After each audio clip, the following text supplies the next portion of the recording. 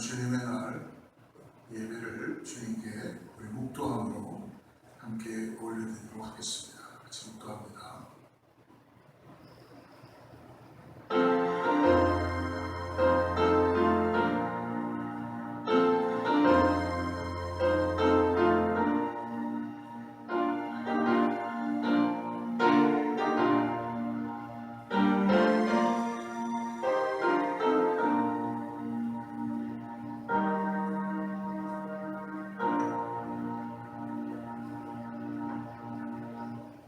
내가 여호와를 기다리고 기다렸더니 귀를 기울이사 나의 부르짖음을 들으셨도다. 나를 기가 막힐 웅덩이와 수렁에서 끌어올리시고 내 발을 반석 위에 두사 내 걸음을 견고하게 하셨도다. 새노래 우리 하나님께 올릴 찬송을 내 입에 두셨으니 많은 사람이 보고 두려워하여 여호와를 의지하리로다. 거룩하시고 자비로우신 아버지, 오늘도 우리의 마음을 모아서 주님께 예배합니다. 이 시간에 영상으로 매체로 예배하는 이 예배 가운데 하나님께서 전파를 통하여서도 임하여 주시고 역사하여 주셔서 귀 있는 자는 성령의 말씀하심을 들을 수 있도록 오늘 주님께서 예배를 통하여 하나님 역사하여 주시옵소서. 소망이 일어나게 해주시고 하나님을 만나는 그런 귀한 예배 되게 하여 주시옵소서. 예수님의 이름으로 간절히 기도드립니다. 전능하사 천지를 만드신 하나님 아버지를 내가 믿사오며 그 외아들 우주 예수 그리스도를 믿사오니 이는 성령으로 잉태하사 동정녀 마리아에게 나시고 본디오 빌라도에게 고난을 받으사 십자가에 못 박혀 죽으시고 장사지 사흘 만에 죽은 자 가운데서 다시 살아나시며 하늘에 오르사 전능하신 하나님의 앉아 계시다.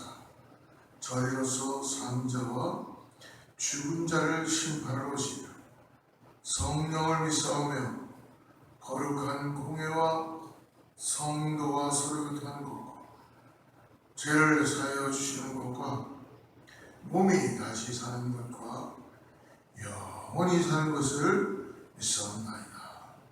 아멘.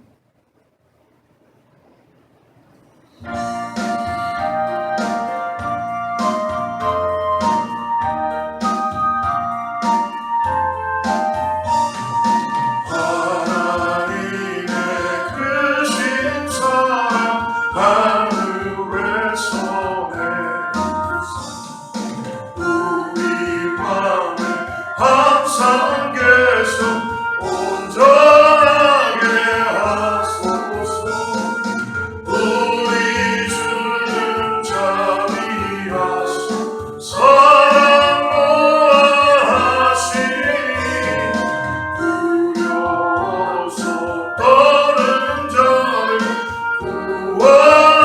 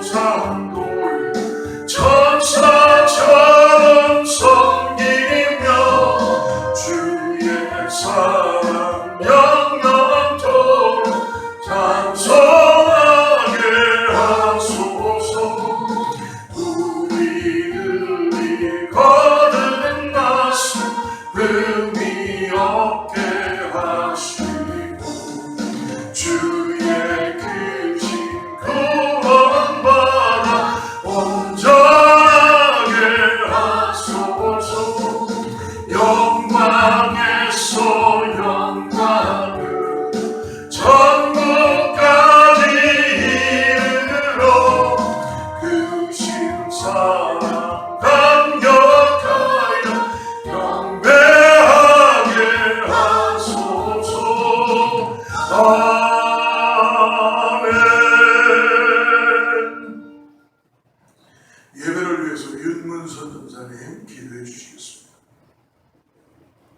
고맙고 감사하신 하나님 아버지, 주의 크신 사랑에 감격하여 주님께 경배와 찬양과 영광을 올려드립니다. 하나님의 시간에도 주의 사랑하는 백성들이 주의 전에 모여 좋으신 하나님, 참 사랑의 하나님, 구원자의 예수 그리스도와 성령님 우리를 인도하여 주심에 다시 한번 경배와 찬양을 올려드립니다.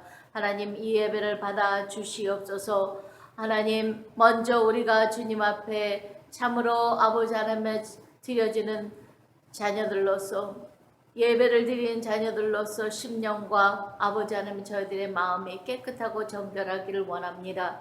주님, 이 시간에 성령의 아버지 뜨거움으로 모든 죄악된 일들을 소멸시켜 주시고 성령의 물로 깨끗게 씻어 주시어서 주의 귀한 자녀들 정결하고 깨끗하고 다시 한번 주님 앞에 찾음받은 참 예배자들로 나아가게 축복하여 주시옵소서.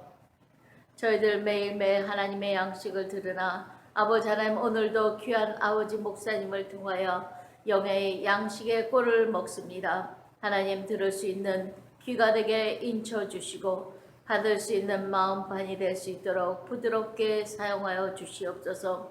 하나님, 또 말씀을 태어나실 목사님 위에 성령과 능력과 권능으로 채워주시어서 주의 말씀을 태어나시기에 부족함이 없도록 능력으로 사용하여 주시옵소서. 아버지 하나님, 이 예배를 참석하고 싶어도 오지 못하는 자들, 또 아버지 온라인으로 드리는 자들 기억하시고 하나님의 귀한 은혜와 은총이 충만하게 임하게 도와주시옵소서. 어느 곳에서 누구든지 이 예배를 드릴 때마다 하나님께서 기뻐 받으시는 예배가 되게 도와주시옵소서. 아버지, 사랑하는 제단을 위하여 기도합니다. 저희들 삶을 살면서 하나님의 아버지 뜻 가운데 잘 살아갈 수 있도록 지혜를 주시고 나의 고집과 아집을 꺾고 주님의 음성을 들으며 주님의 계획을 이루어 드릴 수 있는 믿음의 지체들로 살아가는 교회를 축복하시고 사용하여 주시옵소서. 하나님, 감사합니다. 어린 심령부터 아버지 노년에 이르기까지 주님을 아버지 하나님의 죽도록 사랑하며 충성하며 주의 몸된 제단을 세워가게 부족함이 없는 교회가 되도록 축복하여 주시옵소서. 오늘도 이 귀한 예배를 받아 주시옵고 주님 영광 홀로 받아 주시오며 하나님 은혜와 축복이 이 예배를 드린 모든 자들에게 함께하게 축복하여 주시옵소서. 주님 사랑합니다. 감사합니다. 예수 그리스도의 이름으로 기도드렸습니다. 아멘. 아멘. 네, 우리 교회 소식 몇 가지 같이 나눠보도록 하겠습니다.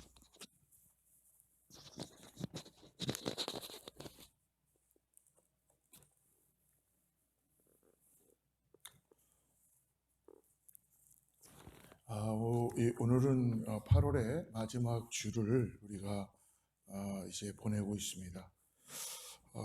있는 곳에서 기도하시면서 특별히 영상으로 함께 예배하는 우리 성도님들에게 샬롬으로 인사합니다. 우리 샬롬으로 같이 한번 인사하겠습니다. 샬롬. 하나님의 평강이 함께할 줄을 믿습니다. 다음 주는 9월 첫 주 성찬 예배로 하나님께 예배합니다. 여러분들 기도로 함께 참여해 주시기를 바랍니다. 교회의 영적인 부흥과 특별히 다음 세대들을 위한 교회가 준비할 수 있도록 영어 예배 가운데 하나님 기름 부어 주셔서 잘 준비하며 하나님의 은혜가 있는 그런 역사가 나타날 수 있도록 기도해 주시길 바라고요. 특별히 우리 자녀들을 위해서도 기도했으면 좋겠습니다. 결혼을 준비하는 자녀들, 또 수술을 마치고 있는 자녀들, 학교에 가 있는 자녀들, 멀리 있는 자녀들, 생각나는 대로 하나님 지켜주셔서 예수님의 은혜로 나아갈 수 있도록 기도해 주시기 바랍니다. 수요 찬양과 성경 공부, 베드로 전후서를 계속 공부합니다. 저녁 오후 7시에 본당에서 함께 하니까요. 하나님 말씀으로 우리가 잘 꼴을 먹기를 바랍니다. 새벽 기도에 아침 6시 새벽에 본당에서 드립니다. 여러분 함께 참여해 주시고 1시간 정도 후에 유튜브와 온라인으로 올라가니까 그날마다 하나님 말씀 묵상하는데 같이 나아가시기를 바랍니다. 예, 다른 광고 참고하시면 될 것 같고요. 오늘 하나님 말씀, 준비된 말씀을 우리 같이 보도록 하겠습니다. 오늘 말씀은 요한복음 9장 1절에서 7절까지 말씀인데요. 자막을 보고 우리 같이 말씀을 합독하죠. 제가 읽어드릴 테니까 여러분들도 있는 곳에서 함께 따라 합독하겠습니다. 예수께서 길을 가실 때에 날 때부터 맹인된 사람을 보신지라. 제자들이 물어 이르되 라비여, 이 사람이 맹인으로 난 것이 누구의 죄로 인함이니까? 자기니까 그의 부모니까? 예수께서 대답하시되 이 사람이나 그 부모의 죄로 인한 것이 아니라 그에게서 하나님이 하시는 일을 나타내고자 하심이라. 때가 아직 나심에 나를 보내신 이의 일을 우리가 하여야 하리라. 밤이 오리니 그때는 아무도 일할 수 없느니라. 내가 세상에 있는 동안에는 세상의 빛이로라. 이 말씀을 하시고 땅에 침을 뱉어 진흙을 이겨 그의 눈에 바르시고 이르시되 실로암 못에 가서 씻으라 하시니, 실로암은 번역하면 보냄을 받았다는 뜻이라.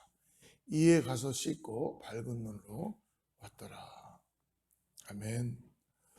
오늘 저는 하나님이 하시는 일이라는 제목을 갖고 하나님 말씀을 같이 나누길 바랍니다.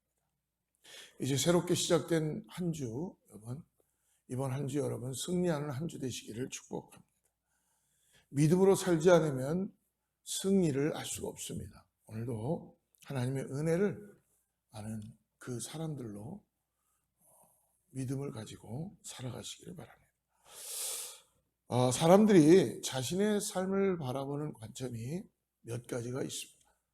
특별히 세상에서 속해서 살아가는 사람들은 첫 번째는 굉장히 염세주의적인 회의적인 삶을 사는 사람들이 있다는 것입니다. 이들은 굉장히 부정적인, 그래서 어떤 사건이나 어떤 일이 일어났을 때에 그것에 굉장히 부정적이고 회의적으로 반응을 합니다. 그리고 결코 낙관적으로 생각하지 않죠. 그래서 매 순간순간 괴로워하고 힘들어하고, 그리고 삶이 참 염세주의 같은 삶을 살게 되는 그런 사람들이 있습니다. 또 하나의 세상 속의 모습의 사람들은 너무 낙관적인, 긍정적인 삶을 사는 사람도 있죠. 힘들고 어려운데도 불구하고 그냥 지나가겠지. 아무튼 잘 되게 될 거야. 잘 될 수 있을 거야. 좋을 거야. 라는 이 긍정적인 모습을 갖기도 한다는 것입니다. 이러한 모습은 긍정적이어서 좋기는 한데, 그러나 무조건 긍정적이어서 삶의 어려운 부분들은 돌아보지 못하고 문제는 찾아보지 못하는 그러한 삶의 모습도 있습니다. 반면에 믿음을 가진 우리 신앙을 가진 크리스천들은 어떻게 우리의 삶을 보는가, 우리의 인생을 바라보는가, 그것의 기준은 내가 아니라 하나님이시라는 거죠. 지금 나에게 일어나는 이 일을 통해서 하나님이 내게 무엇을 말씀하시고, 지금 나에게 이러한 고난과 환난과 아픔과 해결할 수 없는 일이 일어났을 때에 하나님께서는 왜 나에게 이러한 일을 주셨는가라고 하나님으로 인하여 삶을 해석하는 믿음의 사람들, 바로 우리들이 그렇게 믿음으로 신앙을 바라보게 된다는 것입니다.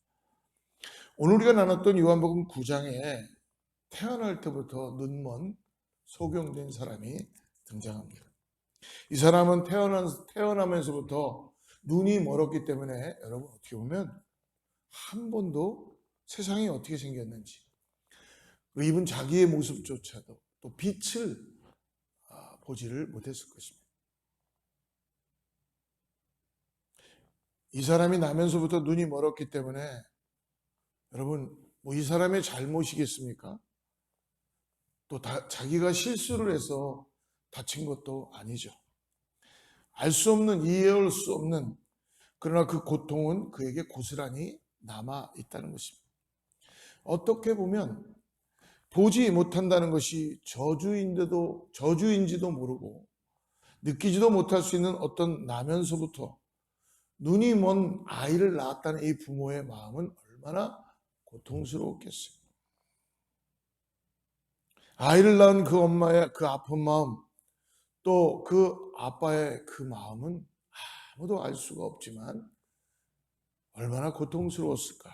그런데 이 요한복음 9장을 쭉 우리가 읽어보게 되면 이 부모님들은 참 그 어렵고 힘든 상황이었지만, 그래서 이 눈먼 이 아이를 낳은 그 죄책감과 고통도 있었겠지만, 한편 이 고통스러운 이 눈이 먼 소경이라고 하는 이 장애를 통해서 아이를 어떻게 보면 청년일지 모르지만 구걸하는 일에 맡기게 되었다는 것입니다.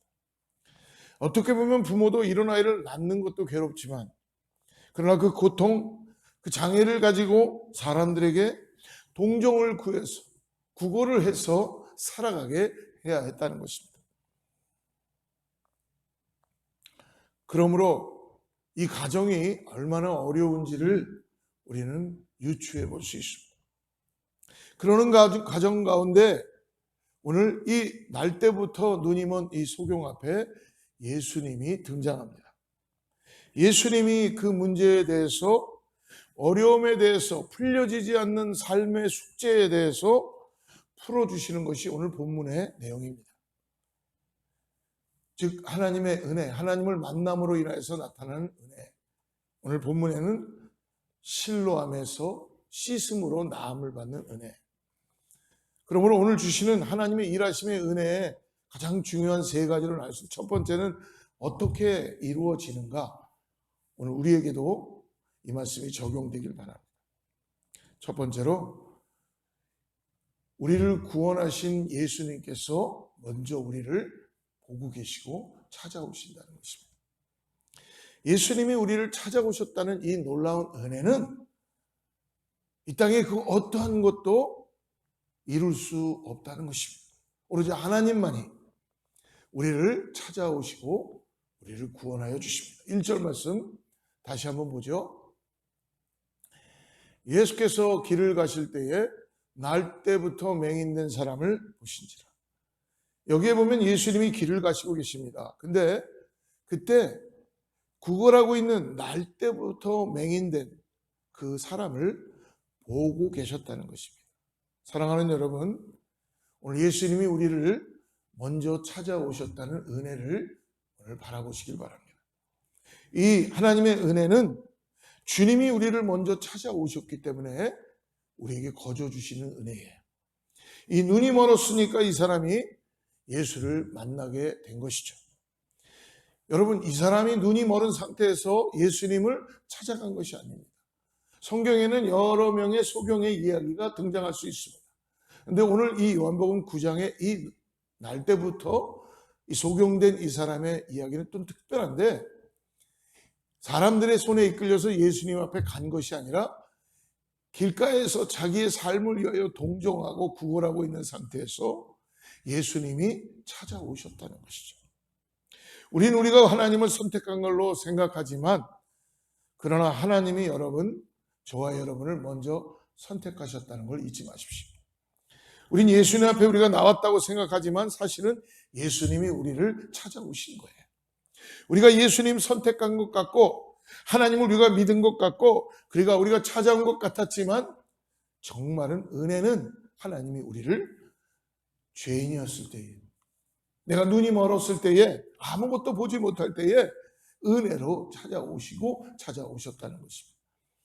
예수님이 소망이 없고 생명이 없는 우리를 구원하여 주셨다는 것이고, 우리 안에 그런 마음을 주셔서 내가 오늘 주님 앞에 예배 가운데 하나님의 말씀 앞에 지금 영상으로도 주님이 우리를 찾아오셔서 말씀으로 우리의 눈을 뜨게 해 주시는 것이죠. 그러므로 믿음은 여러분 무엇입니까? 하나님이 나를 찾아주셨고, 그리고 나를 만나 주셨고, 나를 선택해 주셨고, 나를 구원하여 주셨고, 그래서 그분이 내게 어둠에서 눈을 뜨게 하는 빛으로 인도해 주시는 것입니다. 이것을 고백하는 것이 우리의 신앙이고 우리의 믿음입니다. 사랑하는 여러분, 요한복음에는 특별히 그러므로 오늘 이 요한복음 9장에서 오늘 이 날 때부터 소경된 사람, 이 사람을 예수님은 찾아오셨다는 거예요. 근데 우리가 요한복음을 쭉 읽어보면요, 요한복음에 예수님이 찾아간 스토리의 사람들이 많이 있죠. 특별히 요한복음 3장에는 관원이었던 니고데모를 예수님께서 만나십니다. 그리고 요한복음 4장에 보면은 다음 장에 야곱의 우물가에 있던 사마리아 여인을 예수님은 우물가에서 만나시죠. 이 3장과 4장이 이렇게 이어지고 있는데 나오는 내용은 좀 비교가 될 수 있습니다. 한쪽은 남자고 한쪽은 여자입니다. 한쪽은 굉장히 이름이 있는 관원이고 한쪽은 전혀 이름도 나타나지 않는 그냥 여자라고 표기되는 아무 무명의 사마리아 이방 여인입니다. 한쪽은 예수님을 찾아온 사람이었어요. 한밤중에 이 니고데모는 예수님을 영생의 문제 때문에 찾아오죠. 한쪽은 사마리아 여인은 우물가에서 물을 깃고 있는 그 순간에 한낮에 예수님이 찾아가시죠. 한쪽은 예수님 말씀을 깨닫지 못하고 돌아갑니다.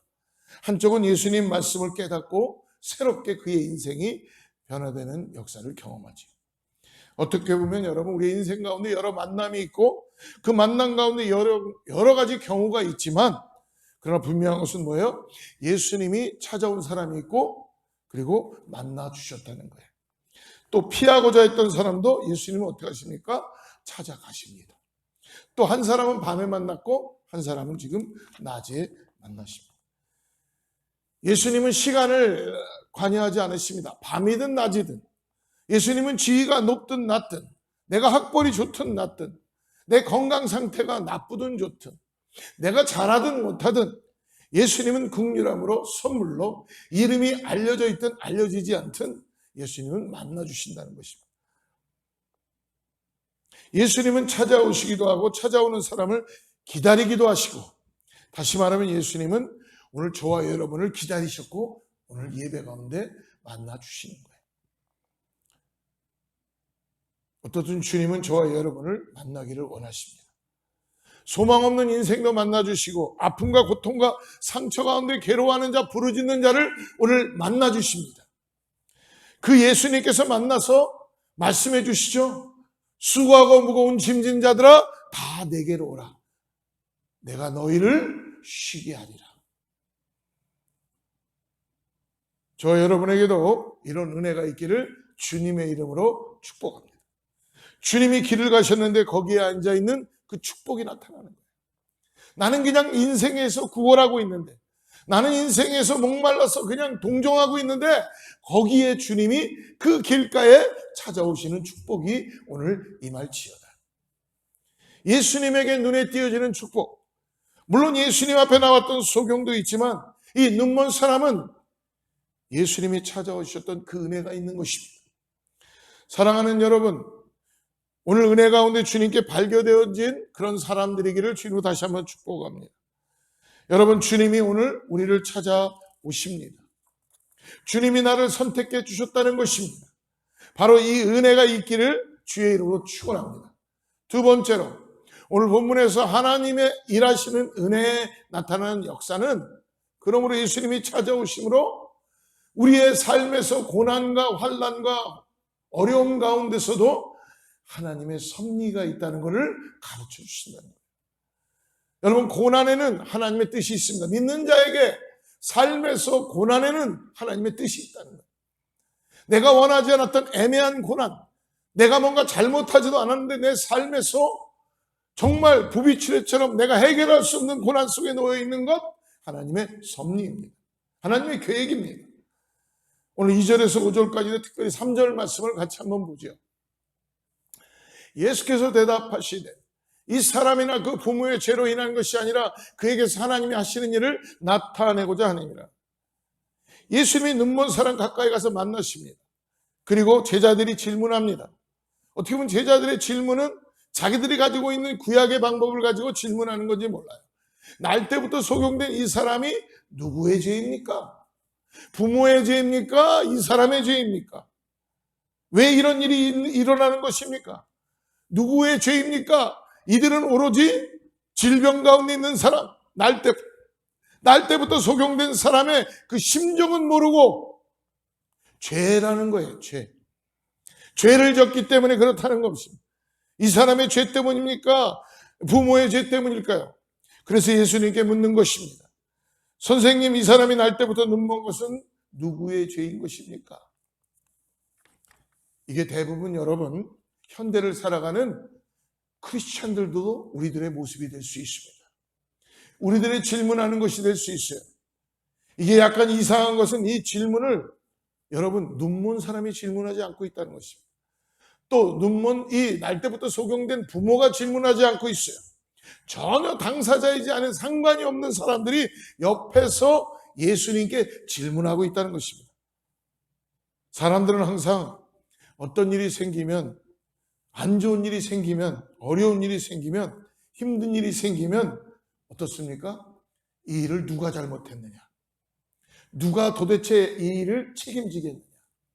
어떤 이유 때문에 이 일이 벌어지게 되었느냐를 그 사람을 찾아내고 대상을 찾아낸다는 것입니다. 누구의 잘못이냐? 누가 이것을 이렇게 했느냐? 이렇게 원인을 찾고 그리고 그것에 대해서 책임질 대상을 찾는 거예요. 그래서 세상은요, 군대에서나 직장에서도 내가 잘못하지도 않았는데 내 부하 직원 때문에 연대 책임을 지는 그런 방법들이, 그런 것들이 일어나죠. 이것이 누구 죄인가요? 이게 이 사람 죄입니까? 아니면 부모의 죄입니까? 여러분, 지금 괴로워하는 이 눈먼 사람은 물어보지도 않는데 옆에 사람들이 그거에 굉장히 인트레스팅하고 이게 누구 잘못이냐라고 따지고 묻기 시작합니다. 여러분, 제자들의 질문은 당시 유대 사람들이 가지고 있었던 어떤 그런 구약의 배경에 의해서 질문하는 거예요. 민수기 14장에 보면은 그 부모가 지은 죄로 인해서 그 자녀가 벌을 받는 그런 내용이 있습니다. 이제 그런 그 부분으로 부모죄 때문에 이 사람이 눈이 먼 거냐? 여러분, 근데 민수기 14장에 그걸 잘 읽어보면요, 죄에 대한 것을, 그 죄가 내려간다, 가계의 저주가 흘러간다는 것이 표점 있는 게 아니라 그 다음에 축복이 천대 만대까지 내려간다는 것을 강조하시기 위해서 그 민수기의 말씀을 하시게 되는 겁니다. 죄가 초점이 아니고 하나님께서 축복을 주시는 것을 믿는 자에게, 믿는 가정에게 그것이 초점이 있다는 것입니다. 이제 그런 부분도 있고, 잘못된 것은 어떤 병이나 잘못된 일은 죄의 결과라는 거에 사람들은 나쁜 것에 초점이 맞춰져 있습니다. 죄의 결과라서, 그래서 어떤 병에 걸리면 그게 죄 때문에 그랬다는 그런 일이 일어나게 됩니다. 언젠가 한번 나누는지 몰라요. 이전에 제가 섬길 때 한 교회에 섬기고 있는데 한 전도사님이 찬양 전도사로 새로 왔어요. 굉장히 열심히 하고 잘하는 분이에요. 신앙심도 좋고 열심히 하는 분들. 여러분, 열심히 하는 것 좋은 겁니다. 그러나 여러분, 방향 없이 열심히 하는 것, 내 열심히 하는 건 하나님이 하나도 기뻐하지 않으세요. 열심히 하기 시작합니다. 찬양팀이 다시 새로운 찬양 전도사님이 오셨으니까 이 시스템이 바뀌기 시작하고, 반주자가 그날 날씨가 좀 추웠어요. 올겐을 치려고 하다가 헛기침을 하게 되었습니다. 갑자기 연습을 스탑시키고 귀신을 쫓아내겠다고, 감기 귀신을 쫓아내겠다고 연습은 안 하고 계속 귀신 쫓는 기도만 하는 거예요. 결국은 그 반주자는 시험에 들게 되고 그 찬양팀을 떠나게 되는 일까지 벌어지게 되었습니다. 그 반주자는 그냥 목이 메어서 그냥 헛기침한 거예요. 그러나 그 전도사님은 배운 신앙관이 자기가 가지고 있는 어떤 것이 감기 귀신으로만 가득 차 있기 때문에 모든 것이 다 귀신에 들렸다는 거예요. 그걸 쫓아내야 된다는 거예요. 여러분 만약에 감기 걸렸다면 약을 먹어야죠. 좋은 약도 많은데 하나님 앞에 기도하고 하나님께서 내 마음을 만져주시고 그냥 헛기침만 한 건데 결국은 그 전도사님이 나중에는 반주자도 떠나게 되고 그 전도사님은 그 교회에서 사역을 할 수 있는 상황이 되었습니다. 공식에 뭐 이렇게 병이 걸리거나 아프거나 아니면 무슨 일이 뭐 안 좋으면 이게 다 죄 때문에 그런 거라고 그렇게 과도한 잘못된 신앙관과 잘못된 그런 신앙에 놓여 있는 사람들이 많이 있다는 것입니다. 온전하지 못한 성경관이죠. 신앙관을 가지고 예수님에게 그렇게 질문하는 것입니다. 근데 여러분 그냥 우리는 읽으니까 편하지만 우리가 이런 일을 만약에 당했다고 생각해 보십시오. 나는 이유는 모르는데 그러나 분명한 것은 내 안에 아픔과 고통이 있습니다. 이루 말할 수 없는 고통이 있어요. 근데 사람들이 그 당사자는 이루 말할 수 없는데 그 가족은 이루 말할 수 없는 고통이 있는데 관계없는 사람들이 자꾸 이유가 누구 죄 때문이냐, 저 사람의 죄 때문이냐, 아니면 도대체 뭐가 잘못된 거냐? 예수님께 그거를 묻고 있다는 것입니다. 나중에 이 성경에 보면요, 그 회당에 있는 바리새인들이 너의 죄 가운데 태어났다고 그런 표현을 하고 있습니다. 날 때부터 너의 죄 때문에 내 눈이 그런 것이다 그렇게 이야기하고 또 부모 죄 때문에 그런 것이라고 말하는 것을 이 사람은 여러분 생각해 보십시오. 평생의 트라우마로 얼마나 힘들게 살아갈 수 있는지를 생각해 봐야 돼요. 내 말 한마디에 내가 신앙이라고 이야기하는 그 말 한마디에 잘 알지도 못하는 그 말 한마디에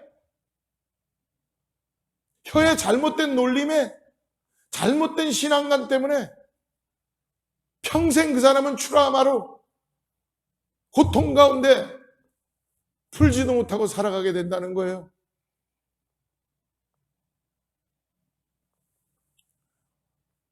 어떤 글에서 한 목사님이 시골에 있는 한 개척교회에 있던 목사님의 간증을 읽게 된 적이 있습니다. 어렵게 힘들게 자녀를 낳게 되었어요. 근데 안타깝게도 그 자녀를 낳았는데 그 자녀가 장애우를 낳게 되었습니다. 기도하는 가운데 하나님께서 우리에게 이 장애우들 같은 마음을 갖고 하나님 우리에게 이런 긍휼한 마음을 주셨구나라는 가지고 이 장애우 이 자녀를 잘 키워야 되겠다라는 마음을 갖고 있었다는 것입니다. 교회가 부흥하기 시작했어요. 어느 날 한 성도가 찾아왔답니다. 목사님 제가 기도하는데 목사님 회개하십시오. 목사님 자녀가 목사님의 죄 때문에 저런 자녀가 태어나게 된 것입니다. 그리고 난 다음에 사모님한테 가서도 사모님 회개하십시오. 사모님의 잘못으로 죄 때문에 저런 자녀가 태어난 것입니다. 말도 안 되는 일을 성도가 목사님에게 찾아가서 이렇게 했다는 것입니다. 목사님 말씀합니다. 목사님 나에게까지도 이렇게 하는데 성도가 일반 성도들에게는 어떡할까라는 걱정과 그런 긍휼한 마음을 갖게 되었다는 글을 보게 되었습니다. 사랑하는 여러분, 우리가 그 대상이 되었을 때 우리의 삶에 나 자신도 너무 고통스럽고 왜 이런 일이 지금 일어나는지 알지 못하는데 그 고통스러운 아픔 가운데 있는데 왜 관계없는 사람들이 자꾸 얘기하고 판단하고 어려워하며 이것이 얼마나 어렵습니까? 어떻게 보면 이 눈먼 사람의 살아온 인생 동안 그 부모가 가졌던 어떤 그 엄청난 괴로운 문제, 풀려지지 않는 저주, 풀려지지 않는 숙제, 왜 나에게 이런 일이 일어났을까? 왜 우리 가정에게 이런 일이 일어났을까라는 고통을 안고 살아가는 그 부모와 그 자녀의 마음. 예수님이 오늘 대답해 주십니다. 주님의 그 대답이 오늘 우리 가운데 축복과 위로와 평강이 되기를 주님으로 축복합니다.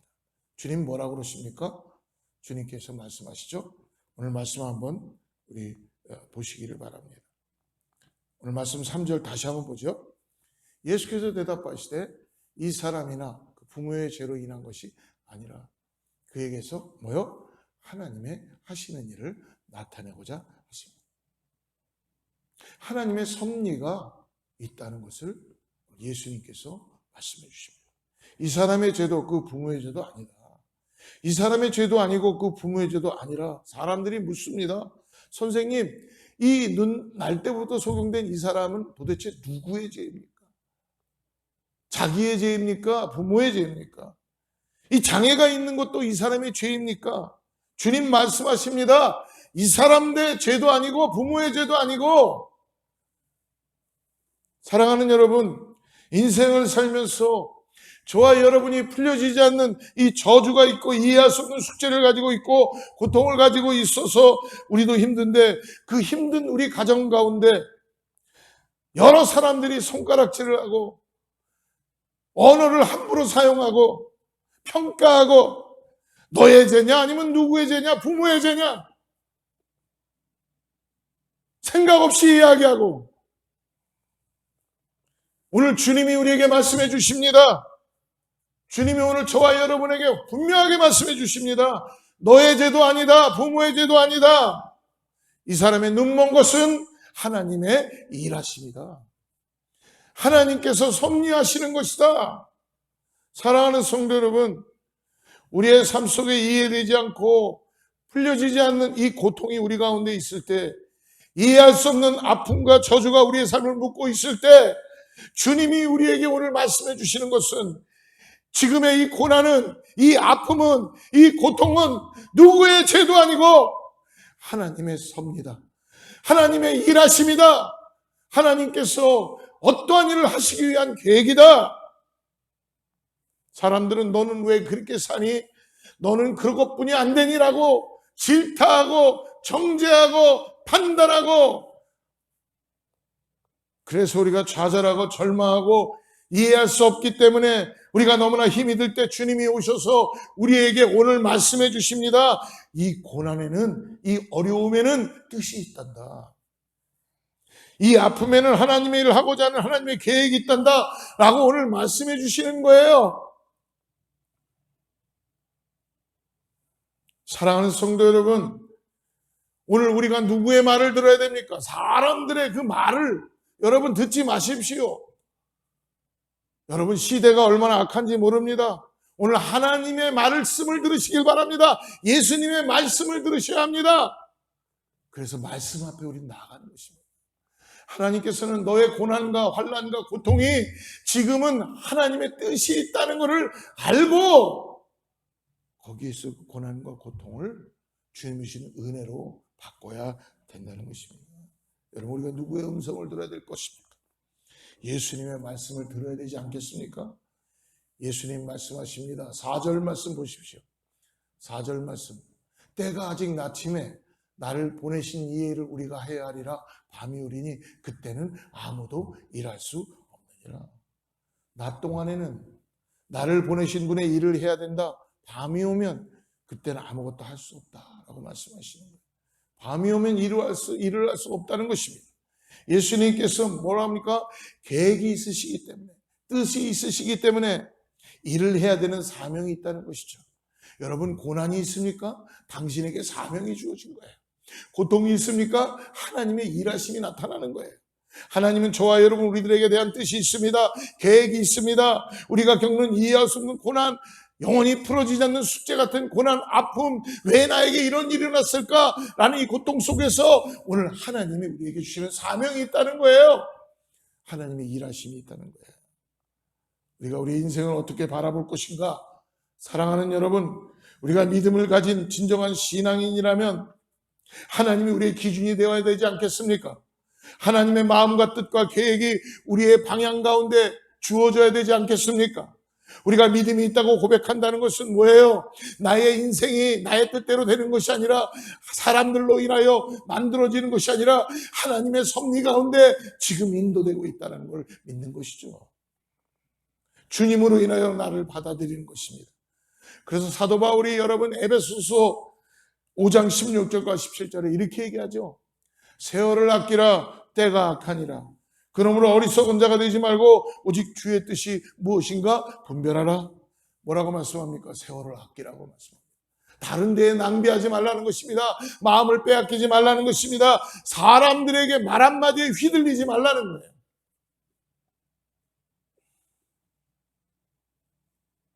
휘둘리지도 말고 휘둘지도 말고 때가 악하다는 것입니다. 여러분 요즘 사람들이 얼마나 악한지 모릅니다. 시대가 그렇게 만들어버린 거예요. 세상이 악합니다. 그 마음 가운데 위로해 주는 것 같지만 그 말 속에서 자기들 모르는 언어의 폭력이 일어나기 시작하고 정죄가 나타나기 시작하고 희열을 느낀다는 것입니다. 얼마나 괴롭히는지 모릅니다. 악합니다. 세상도 악하고 그렇기 때문에 오늘 세월을 아끼라는 거예요. 주어진 시간이 있다는 것입니다. 분별하라고 얘기합니다. 지각 없는 사람이 되지 말고 오늘 나의 삶에서 고난과 아픔과 고통 속에서도 잊지 말 것은 사람들이 나를 평가하는 거에 기준을 두지 말고 하나님이 나 안에 섭리가 있다는 이 분별함으로 인하여서 주의 뜻이 무엇인지 분별하도록 하라. 고난에는 하나님의 섭리가 있습니다. 하나님의 계획이 있습니다. 분명히 있습니다. 여러분 우리가 예수 그리스도로 구원받음으로 인하여서 이 땅에서 생명을 가지고 살아가는 하나님의 자녀들에게는 존재하는 목적이 분명히 있다는 것입니다. 여러분 우리의 삶의 고난은 하나님의 섭리입니다. 그러므로 오늘 우리가 풀려지지 않는 숙제와 어려운 고난이 있다면 이 시간 주님께 물으십시오. 주님 앞으로 가지고 나가시길 바랍니다. 그리고 주님의 음성을 들으십시오. 마지막 세 번째, 오늘 본문에서 우리가 볼 수 있는 하나님의 일하심의 은혜는 그러므로 하나님 앞에 절대적인 순종이 기적을 일으킨다는 것입니다. 6절과 7절 같이 읽죠. 이 말씀을 하시고 땅에 침을 뱉어 진흙을 이겨 그의 눈에 바르시고 말도 안 되는 일을 예수님께서 하십니다. 이르시되 실로암 못에 가서 씻으라 하시니 이에 가서 씻고 밝은 눈으로 왔더라. 여러분 우리 주님이 너무 좋으신 것은 뭐냐면 주님은 말만 하시는 분이 아니세요. 직접 보여주세요. 직접 치료해 주세요. 그리고 어떻게 치료되는지를 가르쳐 주시는 분이십니다. 우리의 문제에 주님께서는 직접 개입하십니다. 그리고 손을 대어 주십니다. 눈먼 사람 눈에 침을 뱉어서 진흙을 이겨서 그 눈에 발라주시는 거예요. 여러분 생각해보면 이해가 안 되는 거죠. 의료적으로도 이건 말도 안 되는 일이에요. 어떻게 진흙을 이겨갖고 침을 뱉어서 그 사람 눈에 막 진 이기시는 거죠. 아마 이 모습을 보면서 어떤 분은 그렇게 생각할 수 있어요. 도대체 예수님 저 사람이 못 본다고 당신이 하고 싶은 대로 마음대로 하는 것인가? 라고 생각할 수도 있어요. 진흙을 이겨서 눈에다 바른다는 것은 굉장히 이상한 장면입니다. 그리고 또 이 실로암 연못에 가서 뭐라고 합니까? 씻으라는 거예요. 여러분 그때 실로암 연못은 예루살렘 성 밑에 비탈길에서 한참 내려가야지 있었습니다. 지금 눈이 먼 사람이에요. 앞이 보이지 않아요. 근데 그 사람에게 오늘 말씀해 주는 게 뭐예요? 실로암 못까지 내려가서 너의 눈을 씻으면 나을 것이다. 이상한 장면입니다. 예수님이 말씀하셨어요. 실로암에 가서 씻으라. 실로암에 가서 씻으라. 그냥 너 있는 곳에서 진흙 바르고 이제 네가 낫다 하라는 게 아니라 마지막 명령이 뭐예요? 내가 너를 고쳐준다. 그러나 이 비탈길을 내려가서 실로암까지 내려가서 씻으라. 사랑하는 성도 여러분, 기적은 언제 일어나는가? 내가 생각하는 나의 기준이 아니라 하나님께서 하나님의 방법, 말씀 앞에 순종할 때, 전적인 순종할 때에 내 인생에, 우리의 가정에 기적이 일어나기 시작한다는 것입니다. 보기에 이상해 보일지 몰라도, 좀 어색해 보일지 몰라도, 안 어울리는 것처럼 보일지 몰라도 순종이 기적을 이룹니다. 이해가 되지 않지만 행동으로 옮기기에는 확신이 없지만 그건 내가 원하지 않는 방법이 원하는 수단, 내가 원하는 경험이 아니에요. 한 번도 경험해보지 않은 거예요. 생각해보지 않은 거예요. 그러나 예수님께서, 하나님께서 말씀해 주시니까 예술로 순종하고 신뢰함으로 내려가는 것입니다. 예수님의 말씀에 순종해서 신뢰함에 가서 씻었을 때, 그럴 때 어떤 일 합니까?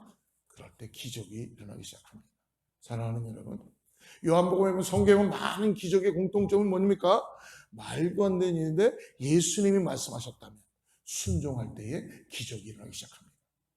요한복음 2장에 보면 물이 포도주로 바뀌는 그 현장, 연회장에서 하인에게 항아리에 물을 부으라고 그리고 연회장에 갖다 주라 그랬을 때 그 물이 포도주가 되는 역사를 갖게 되었습니다.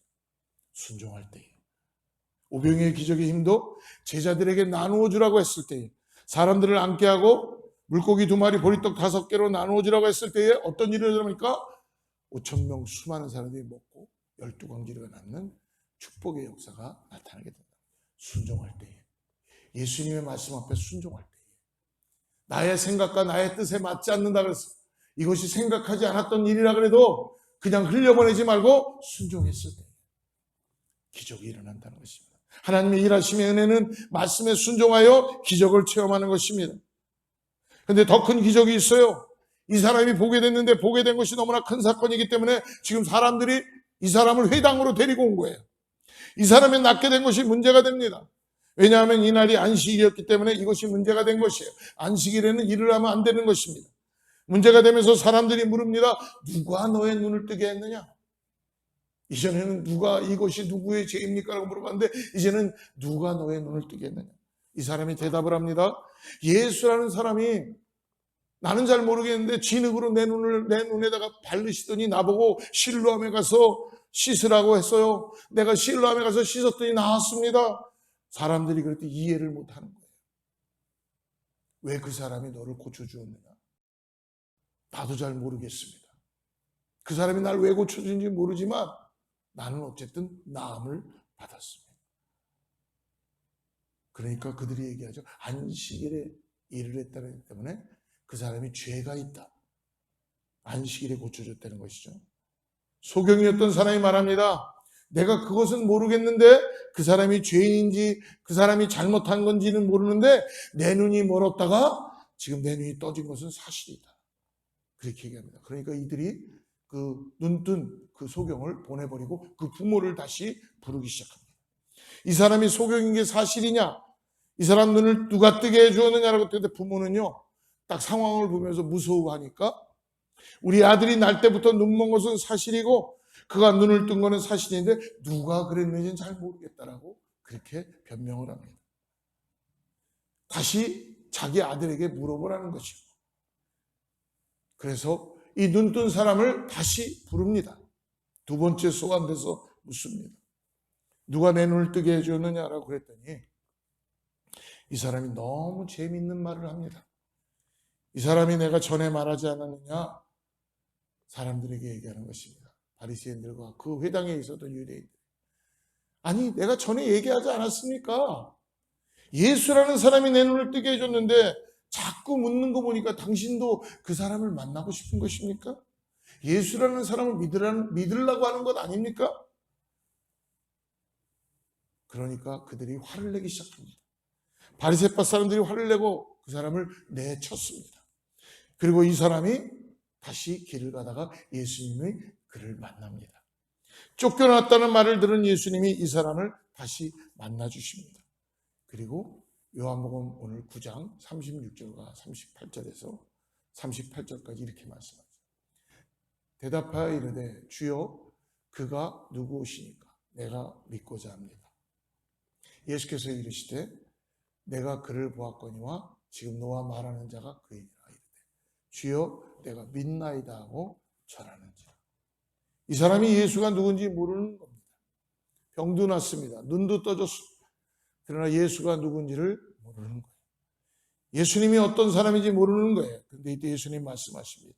지금 너와 말하는 바로 그가 인자다. 바로 나다.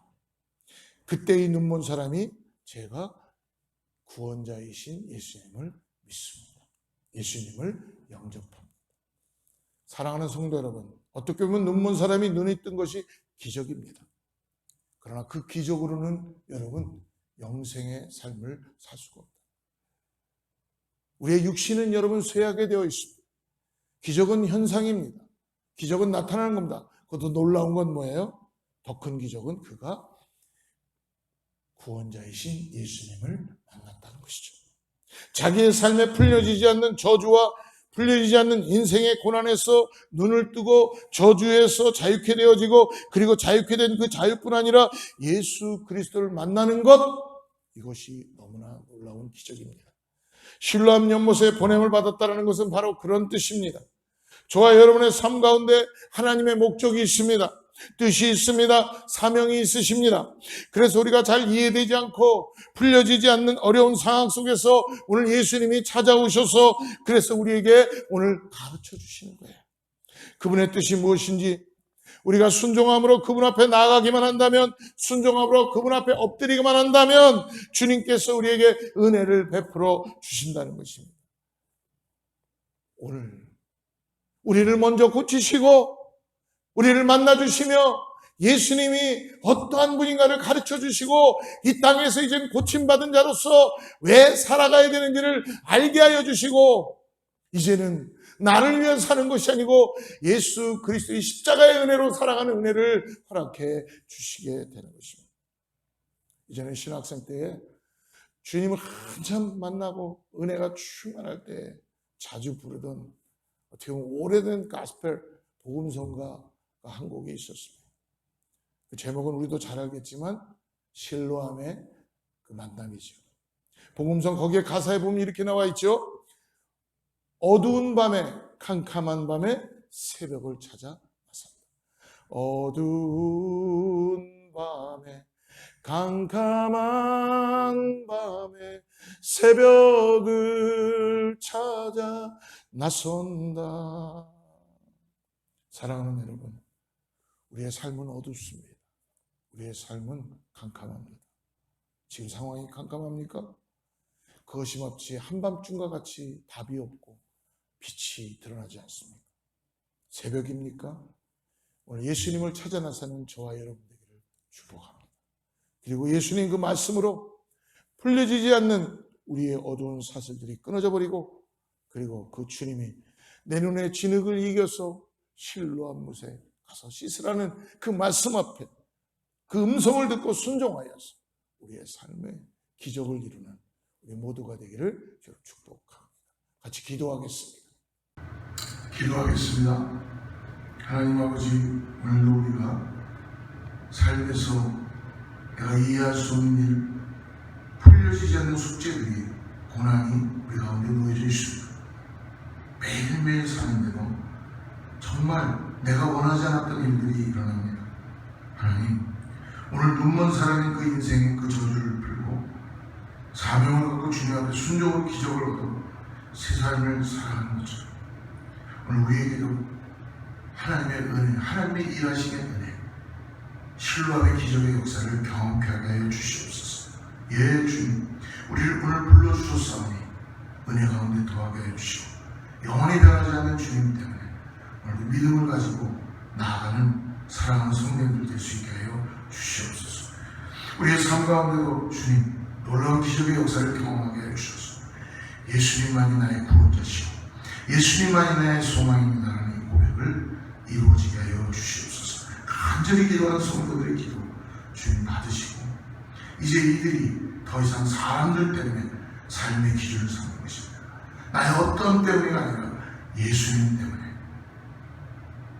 너에게 일어나는 모든 일들이 하나님의 섭리 가운데 있다는 그 은혜를 다시 깨닫고 오늘 소망을 가지고 나가는 우리 모두가 되게 하여 주시옵소서. 예수님의 이름으로 간절히 기도드립니다. 우리 같이 찬양하고 봉헌 축도하도록 마치도록 하겠습니다.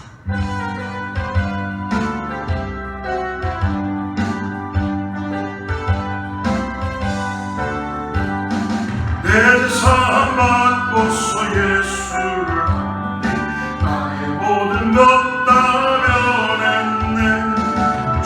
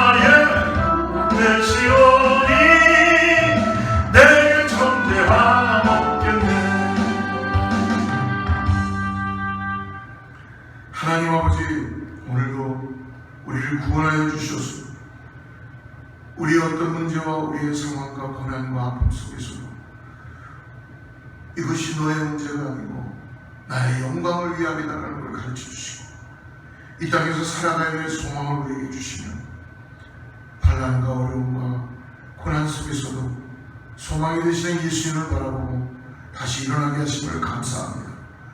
오늘날 때부터 눈이 멀었던 이 사람이 나음을 받고 구원자이신 예수님을 만나서 정말 삶이 변화되는 것처럼 오늘 사랑하는 우리 모든 성도들에게 주님의 은혜가 차고 넘치게 해주시고 오늘 특별히 영상을 통하여 예배하는 모든 가족들에게 하나님께서 소망이 되게 하여 주시옵소서.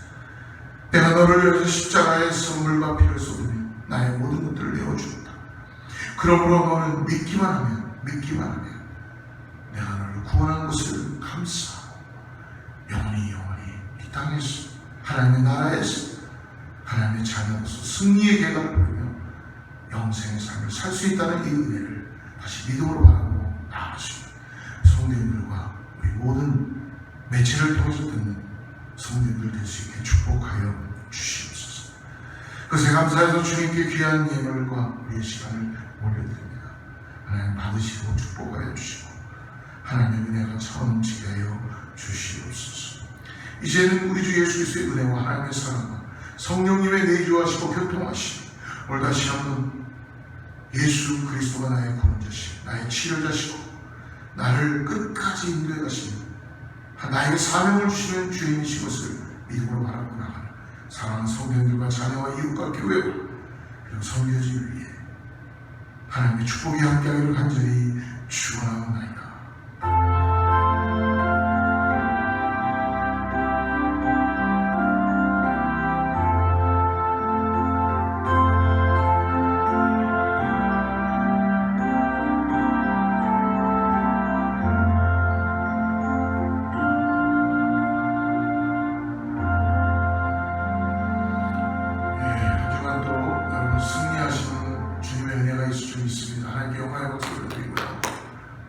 주의 말씀 앞에서 당신은 참된